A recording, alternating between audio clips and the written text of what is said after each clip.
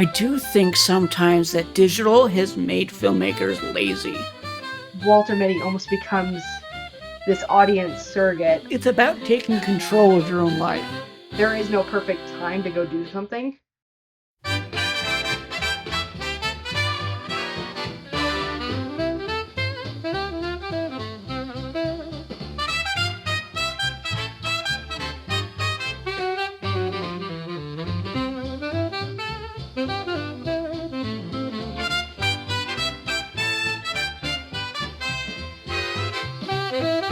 Welcome back to the concession stand. I'm your host, LeBeau and today I have with me again Sydney. How you doing?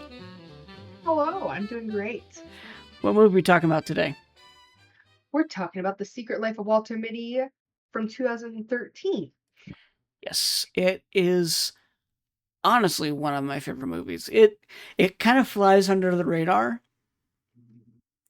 and I think that might be one of the things that I enjoy most about it. Yeah. So you I remember remarked, critics at the time not liking it, but I think that was more they didn't understand what was going on. yeah, it was kind of it's interesting. It's kind of the same story. It was kind of the same story with the original that critics didn't like that at all. With the Danny Kaye version. Yeah, Yeah, I need to watch that one.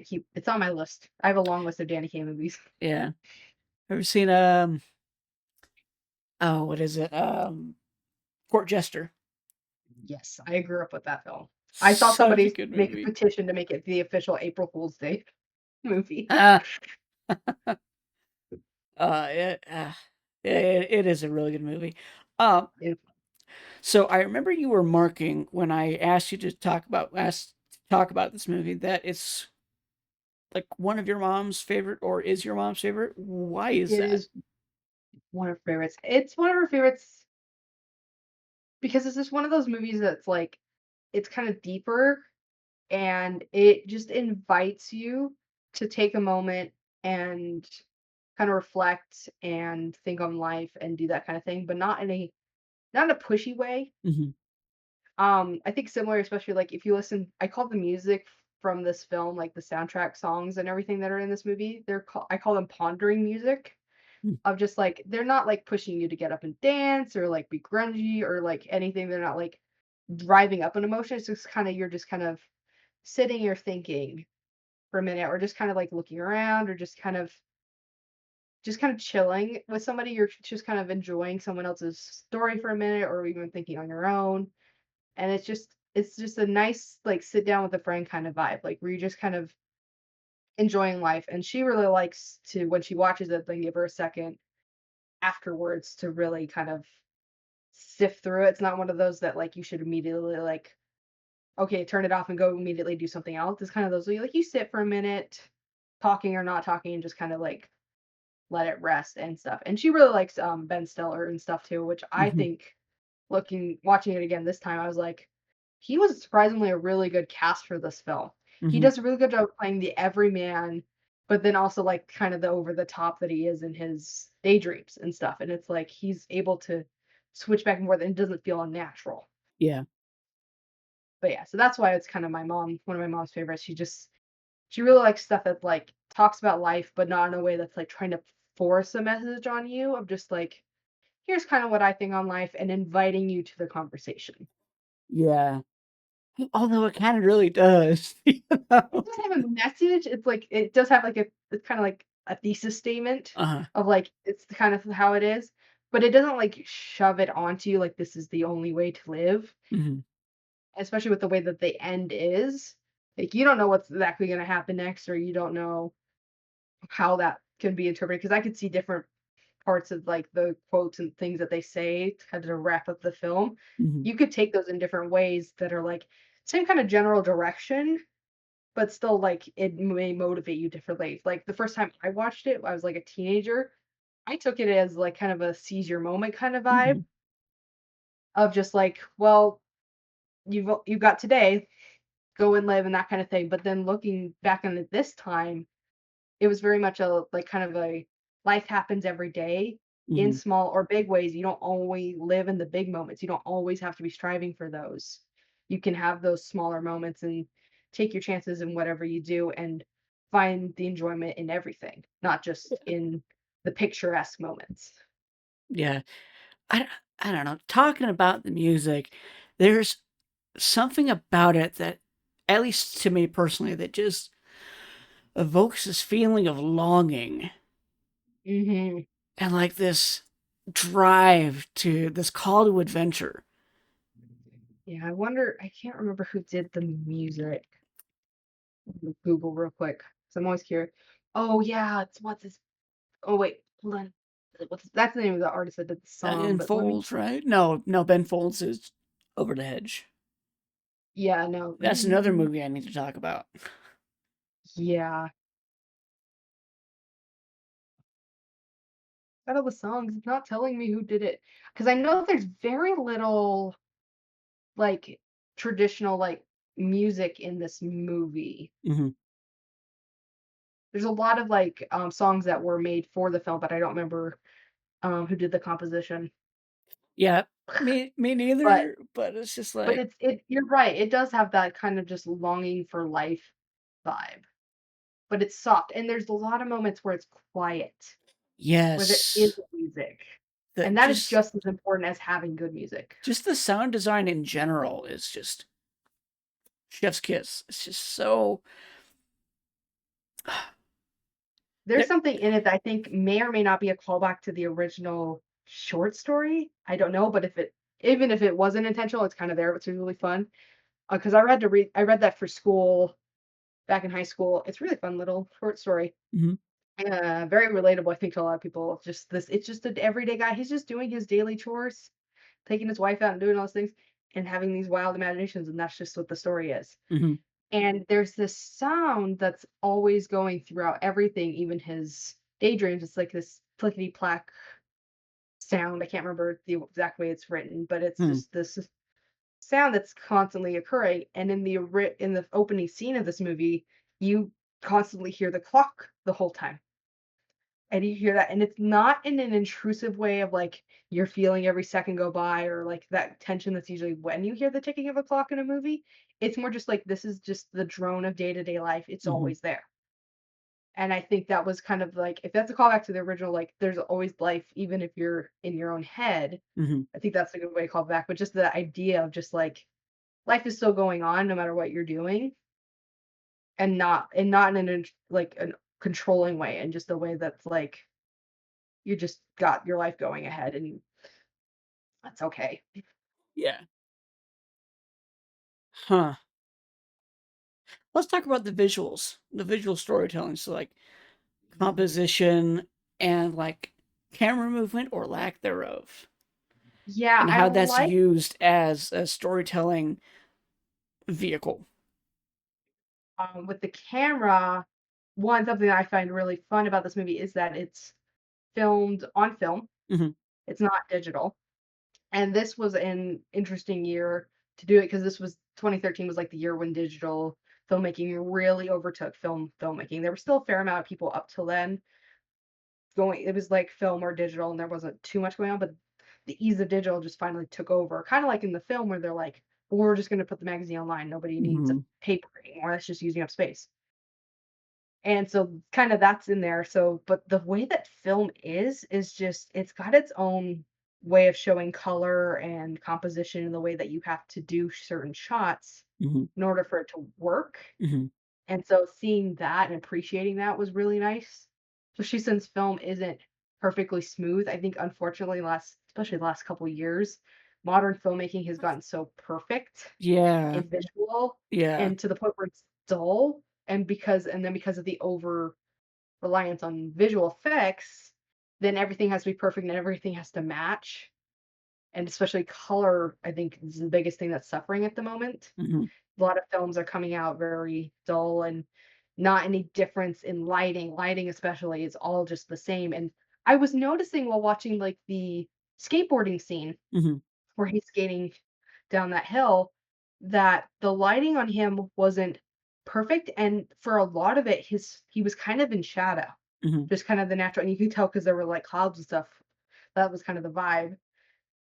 And it was like, that's okay. You don't have to have him perfectly lit the whole movie. And it's just like, this is a more natural lighting and coloring without being like over the top or dull. Mhm. Because a lot of digital cameras, if you just straight record and you don't go and re-enhance it later, it's gray and just lifeless and stuff. Yeah, it's the And log. so you have to go, yeah, the log. And I think it almost feels like they're barely doing anything post log because then they have to add all that visual effects on top of it in every shot, even if it's Mhm, a normal film, if it's not a big, even if it's not a big like superhero movie, they still like do so much visual effects that it's like, then we can't have the beauty of life show up as well as it does like in this film. mhm. That is very interesting. Huh. And I do also like the camera movement, like you said, the cameras are so still and like the camera is just like basic Mhm, in the beginning. Like when he has his little daydreams, then it kind of like explodes. It's almost like chaotic, like camera trying to capture everything. Um, but the like his normal life is just like it's still like very many just like shot, and the camera's not moving or anything. Even with in the beginning, like the fact that he moves out of focus and the focus doesn't then shift back to him or the camera doesn't follow him, it stays right where it is, and then he comes back into focus. That whole thing, mhm, but like it stays like that, and then slowly as he becomes like more himself and he takes charge of his life, mhm. then the camera moves more with him. And he's like taking control of like what he does and sees and everything and not just like what's just there. Yeah. I just love those little visual cues, and it's just like that's what's so unique about film as a medium. Hmm. It's just like, ah, you know, I almost There's went on a it's tangent style and about light. yeah, yeah. It's like I almost went on a tangent about when you were talking about uh the differences between film and digital, and it's just like I kind of wonder what the dynamic range is on Yeah, film. I think it's something that It really is good like directors look at that they're like, okay, what's the pros of using this for this, or pros of using like this technique or this camera or that kind of thing. And that's important, like not just like, well, this is the best, therefore I use it the whole time. I do think sometimes that digital has made filmmakers lazy Yep. because so much can be tweaked in post, Hmm. and the pressure to get it right the first time on set is so much lower, Hmm. and especially because like film is expensive. Yeah. It's a lot more expensive than storage, so when you shoot digital, you just shoot coverage, shoot whatever you can, as many angles as you can. And it's But like then give a your whole post different artist so much time. philosophy. Yeah, it's crazy. Like, do you know how much a single canister of film is? It's like eight I don't minutes. know that. It's only 8 minutes. Okay, Yeah, I knew it was high. that's insane. Yeah. 8 minutes for a reel is insane. And then you think about it, like how long a shoot day is. Hmm. But at the So same it's time, just then it like invites everyone to lock be in. ready to go and yeah, and really like lock in and understand what they need to get done in a certain shot and how much variation is actually a good thing. Because I think that's another thing is like that whole idea of like, oh, let me try it this way, oh, let me try it that way. That kind of over use of like choice and over abundance of like just options and everything, I think then that becomes more of a problem. That was something I struggled with as a kid, and I still kind of do with like, if I have, whenever we would go out for a treat, there's a wall full of candy, and Hmm. I get one. Little me would be like, well, how do I know? Like, I want this right now, but what if I want this later, and that kind of thing. And then it can become overwhelming, and it stints you. And then even if you did like your choice, then later you're still gonna like because It's you had that overabundance and you still second guess it. And I think that kind it's of happens as comparison. filmmakers. Yeah. It's comparison. Comparison is the thief of joy. But it's just like That's interesting. I wish I had more time in this podcast. Like, Yeah, no. There's certain things I'm like there's a few directors that I've heard and writers that are like actually like pushing and trying to like try new things and not just settle with what works. mhm. And I definitely keep an eye on those people and everything and like want to go see their stuff. But yeah, it's like when it's pushing out the same thing over and over and over again, it's like, well, like I just saw the briefly like I looked at like Hoppers, this new DreamWorks movie, and then something else, and all three of these animated movies, I'm like, three animated movies, they all look like they were made by the same company. And I'm like, okay, yeah, this is so you guys are all using the same technique because it's best and it's probably cheap. Unfortunately, animation is going back to cheap Mhm. and all that stuff. But because of that, then I can't distinguish and I have no desire to see any of them because then my brain is like, I already saw this. Yeah, So I yeah, so I kind of think that get it that. happens with live action films too. I think sometimes that like they're just like it's just like because everything just looks the same, Mhm. then I don't have as much want to watch the screen. Then you have that like unfortunately since we're all addicted to phones and everything, then it's like, well, if I visually don't want to look and my brain still wants to look at something, then I'm going to look at something else. Yeah. And then I'm not watching the film anymore. I am curious. Have you seen Severance? No, I've been meaning to, but I don't have access to it. Okay. 'Cause I keep drawing parallels because, of course, it's Ben Stiller, Yeah. and Severance is Ben Stiller, It and doesn't Adam have the Scott, which is yeah, hilarious. that guy. Definitely not my head canon that Adam Scott plays the same character in both things. Yeah, that would be fun. But But yeah. It was like kind of like what I was pointing out earlier too, kind of talking on then off of like that whole idea of like then having that mundane and getting stuck in that, which is in this film, and then coming back around and be having that difference then what makes you pay attention to stuff. I was talking about like this film I feel like needs a revival in today's landscape because now we all mhm, live through our phones, we all live through our cameras, we all live with this film in front of us preventing us from actually being in moments and feeling them just for ourselves. mhm, I thought about like when I go on vacations and stuff, I will have like this many pictures that I took, and it's only like in certain things. And very rarely is it going to be like I'll make sure to like get a group shot or family shot wherever I'm with and that kind of thing. Remember to do that, or maybe I'm like I want a picture with me in front of this thing because I like this thing. mhm. But most of the time, my camera feed is like my favorite thing to do is like go for an evening stroll and get a picture of the sunset, depending on the sunset. But it's like little things like that. But it's because when I'm out and I'm doing things, I like to be out in front of it and I like to Yeah, feel it around me. Even if you're recording it, then you're watching through your phone or your brain is constantly remembering to hold your phone and record and or your camera and record. And so you're always thinking that and you're not fully in what you're trying to enjoy in life. you're missing the ghost cats.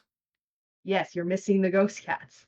And so yeah, that hit especially hard this go through this movie. I was like, this is totally different landscape of like when it was released versus now and Mhm. how that message has like shifted but it still works.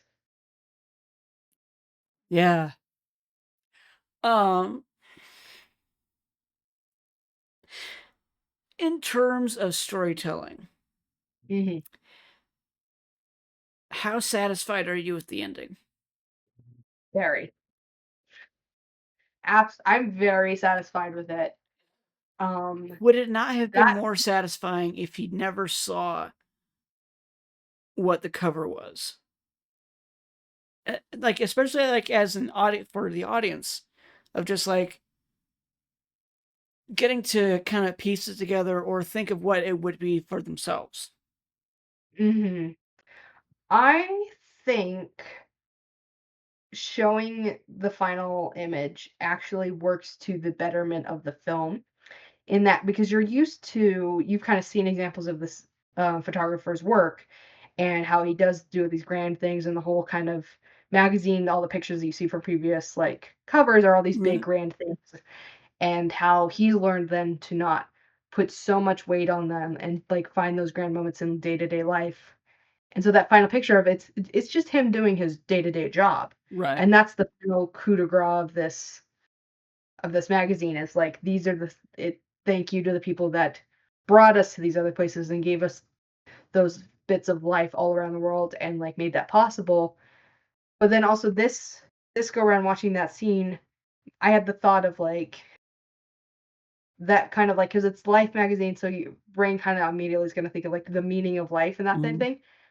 I then got the thought the meaning of life is personal. Yeah. And the idea of like it's like every life has intrinsic value. Every life has meaning and joys and is worth something. Every life has a ghost cat. Yeah, every life has to go to every like even if they don't do anything grand or everything, but like they still like every day you make influence happen in everything that you do. And so like Walter Mitty almost becomes this audience surrogate of just like it's just like us going through life and how we have meaning. We're worth being on the cover of a magazine like that. And I like how the film then has him like they're both like him and the woman, I forgot her name. Girl. But yeah, how they both like they see it and they're amazed by it and they're touched by it, but they don't immediately have to like explode over it. They still walk by. It's like maybe I'll go and grab it later, but now I'm just gonna kind of sit Sit with with it. this Yeah. and go enjoy my life knowing that and everything. Kind of the same way like when you walk away from a film of just kind of like you let that sit and you just keep going and then apply that to your next steps. And so I think having that in the film is good. I know you asked me to think on like the whole like his mom finding his wallet and whether or Yeah. not that was a Deus Machina. I think I'm pronouncing that right. Yeah. But I don't think it is because when I think of a Deus Machina, I think of a thing that like completely solves a problem for the hero and it's what fixes everything so they don't have to do anything like that so that problem is solved. But the problem, especially with the way that like he comes to just like accept and he never looks at the picture. It's like the picture was not ever like the solution to the problem. It Right. was him learning to enjoy his life and everything. He doesn't need the picture for that. Mhm. So he doesn't look at it till the end. He like that's like that getting the wallet back isn't so much the point. It's more the lesson that comes with that gift. That's Mhm. what's more important. If you think of like when someone gives you a birthday card and stuff, with or without money, it's like the meaning isn't like the card or the money, it's what's written in the card, that relationship with that person, and what you then choose to do with the money more than anything. Mhm. Or just the idea of someone who's willing to give up something that has value to them to you. Like Yeah. that's what's more important and that kind of thing. So I think, yeah, that's not like a Deus Ex Machina, like it solves all the problems and everything and wraps up everything. He's better whether or not he had gotten that thing, but that was a way of then solving his external problem Right. of just like settling things with his boss and everything and giving him the opportunity to then stand up for himself. That gave him the opportunity, but whether he had not gotten that opportunity, it would still he still would have been better off. Mhm. It was just another thing that he then chose to do with. So I don't feel like it solves the problem. Maybe he was already kind of like could have done it with or without. It was just something else to help him. Huh. I guess that's fair. Um, so we already talked about music. We talked about ghost cats. I had another thing, and I forgot the thing. Uh, let's talk about the daydreams. Yes. And I think it's so fascinating. I love that he gets to live out almost every single one of his daydreams. Yeah. He becomes a mountain man. Yeah. And then as far as we can tell, he and Cheryl can grow old together. Mhm. Maybe him not being Benjamin Button and super tiny, Yeah. but they get together and he actually does get a sick burn and come back to Ted Mhm. or Todd. Ted. Adam Scott's Can't for character. yeah. But it's just like Like, what funniest line of the movie is just like, I was just thinking, you know who looks good in a beard? Dumbledore, not you. Oh Oh, my gosh, yeah, I was kinda looking at the beard, and it kinda reminded me of, like, oh, that game master in the first Hunger Games movie. uh, Like, almost like it's painted on, it doesn't look like a legit beard, yeah. which is kind of just this kind of this unnatural, like, putting off an image vibe, Hmm. which is kinda fun. It's a nice one of those visual cues to give your audience. Yeah. But yeah, I really like thinking like when I mentioned earlier about the critics not understanding the film, a couple of the big ones at the time were saying like it feels like it's two different films fighting for attention because yeah, there are moments that's still boring life versus his daydreams and then eventually him having the adventures and stuff. And it's like that's the point is Hmm. that it's like we all crave that like big bombastic thing to do. If you think of the time, it's like 2013, that was just after, like, Avengers came out and, like, that those kind of that it was, like, the height of the summer blockbusters Hmm. in the 21st century and doing all that thus far. And, like, those kind of, like, big adventures and things, and how we were all craving that, but then finding a way to meet it in the middle and make your dreams come true in a way that fits you. Hmm. Like, don't force yourself into being something that you're not. Like, if you think of, like, the mountain man, like, if you look at, like, how he was talking in the daydream to her and what he was doing and how he looked and everything is very different than how he actually is as a mountain man and Hmm. how he would actually be in those situations and how they would affect him, how he would do them and everything. So I think that's something that is really important is, like, it is "I want this is what I have," and then coming together and finding out, like, what is best for me kind of vibe. Hmm. It's about taking control of your own life. Mhm. And it's just like, I think that's a poignant thing about letting go of the piano. Mhm. And that whole motif of the piano and that, like, representing his dad. Mhm. What are your thoughts about the piano? Um, it's funny, I wasn't focusing as much on that. Like, it's a big part of the movie and stuff, but it was like other parts of the movie were hitting me a lot harder. But I can definitely, you know, what, it did remind me. I thought it was related to something else, but you know, it's kind of that. I think about like then my life where I'm sitting at is a very different place from where I thought I wanted to be or what I was gonna do with my life up to this point. Mhm, And there's certain things where I've realized I'm like, now that you bring that up, I think maybe I was avoiding it thinking about it during the movie. But I'm like, there's certain things that I'm like, I still want to do this, I still want to do this, and like holding onto it so rigidly that's like understanding how to like either come at it a different way or yeah, letting it go. mhm, And I thought about like two of the biggest moments of like, because something that's really interesting about this film is like the whole idea of like there is no perfect time to go do something. Like him finally going on his adventures is at the moment where he's losing his job, like he's about to become very unstable in a mhm, lot of ways. And that's when he decides to go and be out in the world and stuff. And it's like I hear other people too, like especially I grew up hearing people talk about like I only want to have kids when I'm financially stable. And it's like there's no such thing as financially stable. it's I know like, people that are don't wait, rich and they're just not financially stable. mhm, That's a myth. And like or like stable, I have a house or I have this much saved up for my trip or that kind of thing.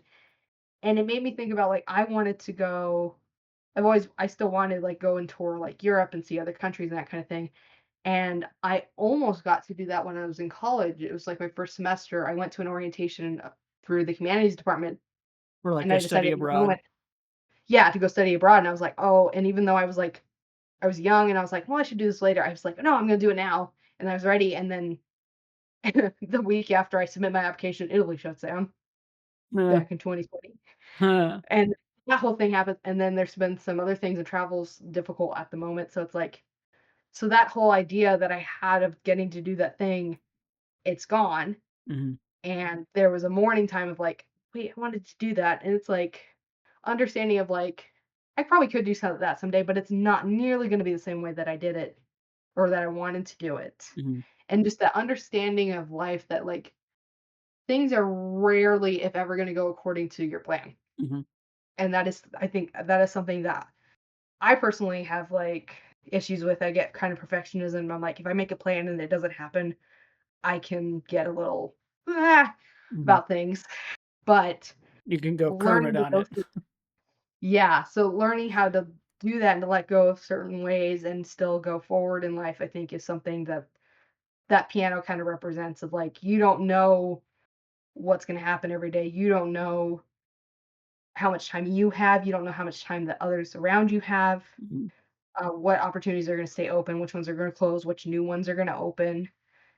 And so it's very much just like being smart in the moments of what you choose to do day to day. And even the action of not doing anything is an action and that can have benefits or not. Mhm. Like I think of times where I'm like, I just need to go go for my walk or I need to just go and chill and do nothing or just like watch a show or something. Like I'm not doing anything like highly productive. Like, yeah, I could spend this time to go and like really further my career and spend that extra time, but that's like but I know my limits and I Mhm. know like when I need that minute to like chill out or do something that I Decompress. know is beneficial.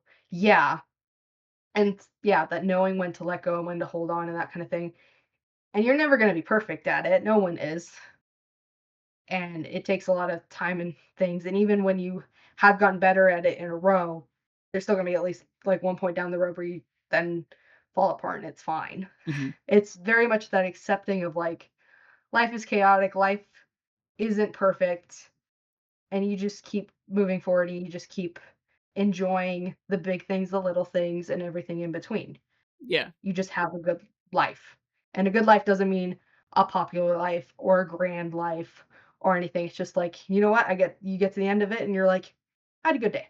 Yeah. I had a good week. I had a good year. I had a just like you had ups and downs, but it was good. Like one of my best moments in life was doing my Disney college program, which was a spur of the moment thing. I thought I was gonna do that years later, and I decided in the middle of college like, before everything was before I even got to go back to campus, I was like, "You know what? I'm gonna go do this. This will open back up. I'm gonna go do it. I'm gonna move across the country Mhm. for 7 months." And it was like my whole family was like, "What?" So that was my Walter Mitty moment, but, like, that point in my that time that I spent in my life, it had highs, it had lows, it had mediocre times, Mhm. but I still consider it one of the best moments of my life, even though it wasn't perfect all the way through. And Yeah. life entirely is like that. Yeah. To see the world, dangerous things to Yeah, come to. yeah. And I think something that's also nice about the ending of this film, and why I like that it's just a normal picture of Walter at the end, and then him just taking her hand and just walking through the rest of the city. Mhm. And especially if you compare the coloring to the beginning of the film of New York versus the end, Yeah. and, like, the colors of the adventure have now bled into his regular life, Mhm.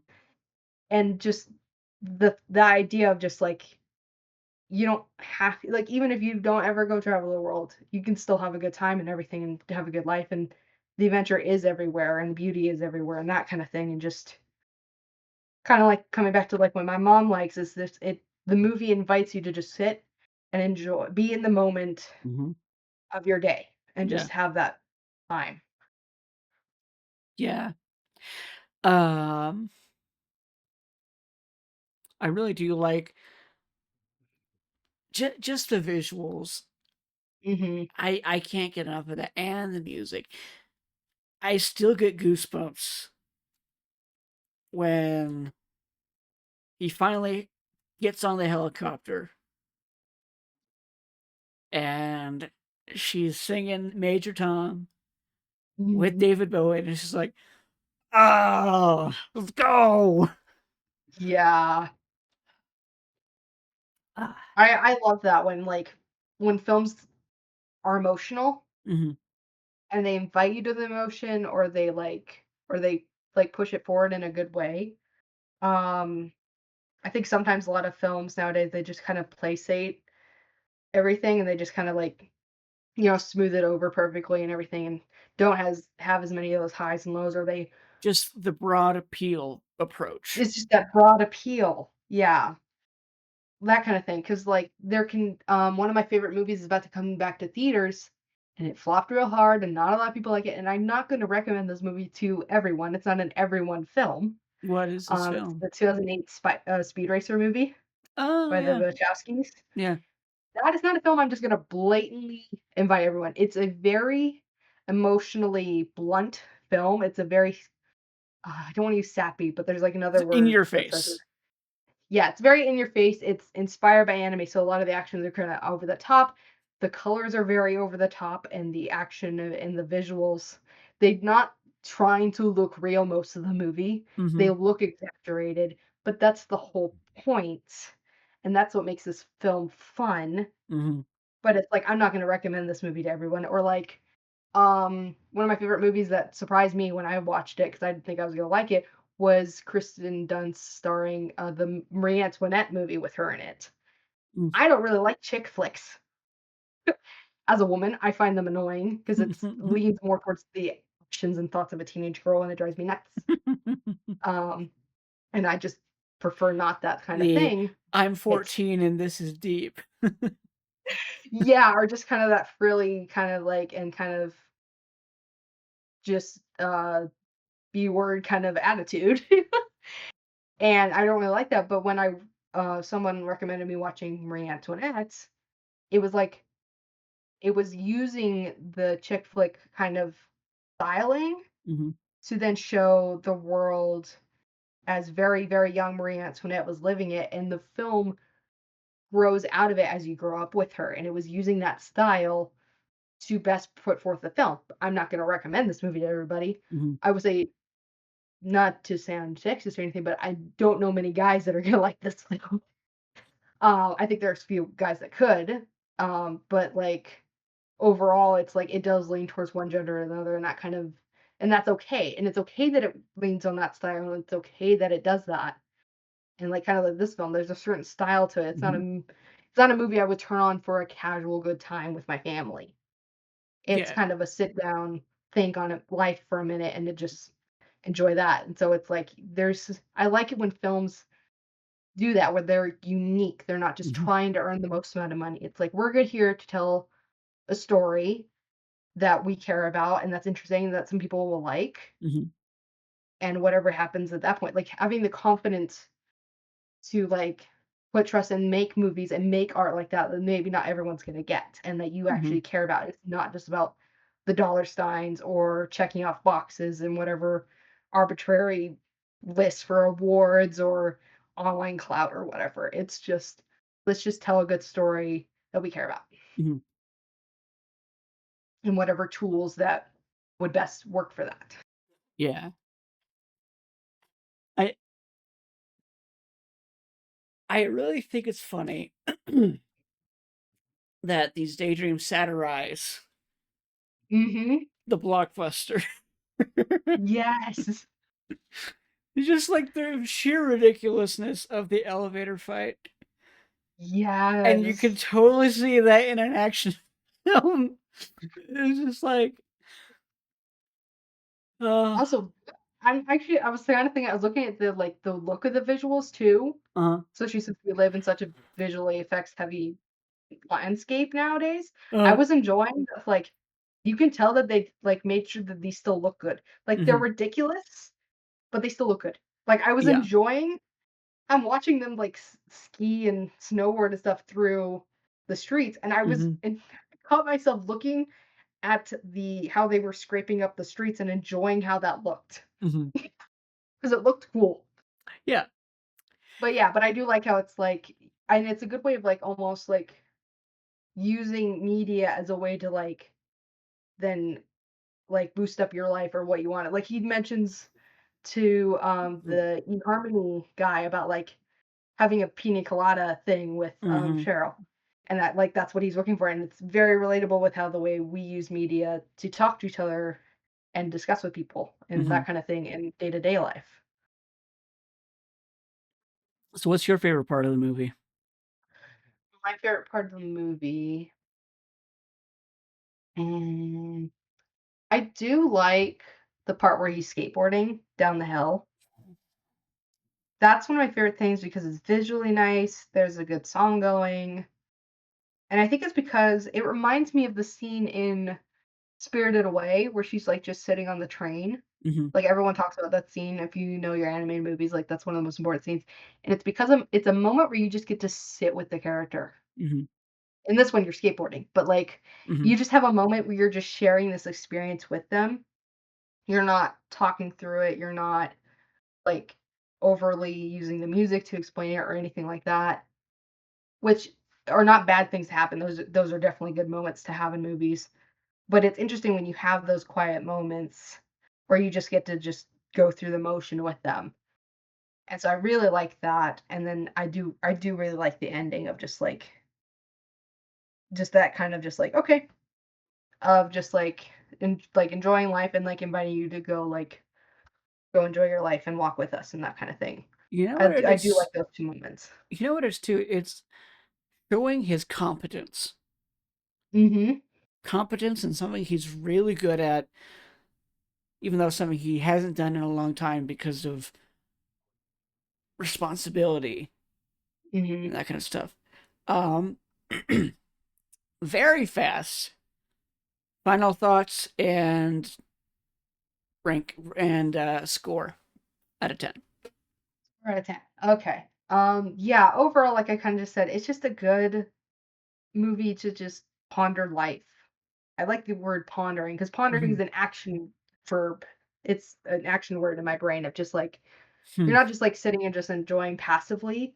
You're actively engaged and you're Mm-hmm. actively thinking and feeling and stuff. And so it's just one of those things where it's just like you get to come and enjoy someone's life and just like you're almost daydreaming through Walter Mitty of like, well, what if I had that moment where I got to go and have this adventure and inviting you like, yeah, you can. You can go have a normal little adventure. You can go have a big adventure. It's on you to decide and like don't feel guilty if you do or do not get to do certain things by certain times and that kind of thing. Yeah. Don't get caught up in all that. Don't get caught up in the perfect moment. And the Just comparison. have yeah, just have a life Yeah. and know that you have value in your life no matter what you do. Yeah. As long as you're moving in a positive way, but like don't go digging on other people. Don't drag people down just to boost your life. Just have good life with other people. Mm-hmm. And so it's just something that's like it's really fun to just kind of sit with and just enjoy. It's just a good movie. It's just a good time to like there's some technical stuff that I really get into, but overall it's just like let's just enjoy a film and let's just enjoy life kind of vibe. Yeah. Um out of 10, um it's funny. I can't think of anything like wrong with it, like Mm-hmm. objectively. I can't think of anything that's like they could have done that better or maybe that was a little awkward or anything like that. I think it all just kind of works really well. I don't think there's anything I would like, "Oh, you could tweak that, maybe that make that scene better." Anything everything feels realistic, everything works together. There's no like extraneous pieces or things that are just left on the wayside. So it's a pretty perfect film Mm-hmm. in my opinion. It's like it's got to be at least like it's got to be 9 to 10 range. I completely agree. Yeah. I would I say don't hand that maybe, to very many times. There's very few like perfect movies in my yeah, life. but this is one of them, honestly. Maybe a 9.5 just because of that sticking point of seeing the picture. Yeah, I so just maybe like still I don't know definitely how to think feel about that. yeah. So yeah, this I think I'm with you like 9.5 because it's like this isn't a movie that's like it's a good for everyone, but I can see why not everyone would like it Mhm. and It's a that kind 10 of for thing. me, 9.5 for Yeah, everyone else. objectively. Yeah, yeah. I guess the only other thing is it's kind of the point, but it does kind of feel weird is how jarring it is in the beginning to go between the normal life and the daydreams, which is kind of the point, Mhm, but it is like almost too jarring. I can see how some people would be like, "What just happened?" and mhm, like be thrown of it, have to pull themselves back into the movie. That would be the only thing. Like maybe there's a slight way to soften transition a little, mhm. but that is a nitpick. Yeah, and I think that's why they have those visual cues, like the color grading changes, the The audio. the audio, the um the camera is no longer locked off; it moves, Mhm. and it's not as pristine. Mhm. But anyway, with that being said, that is our show, brought to you by Popcorn Fumes and a Prayer. Our executive producer is Penny Pincher. Direct photography is Cam Speed. Our first AD was Slade Clapper. Audio was by Check12. Legal was by Sumi Idaria. Makeup was by Make You Pretty. Our marketing wizard was Trailer. Stunts were by Fallen Hard. Script notes were from Paige Turner. Our editor was Seymour Takes. Transport was via Miles Away. And union matters are handled, as always, by Salary. Thank you so much for watching and or listening. And remember, if it looks good, it's probably done in post. Mm.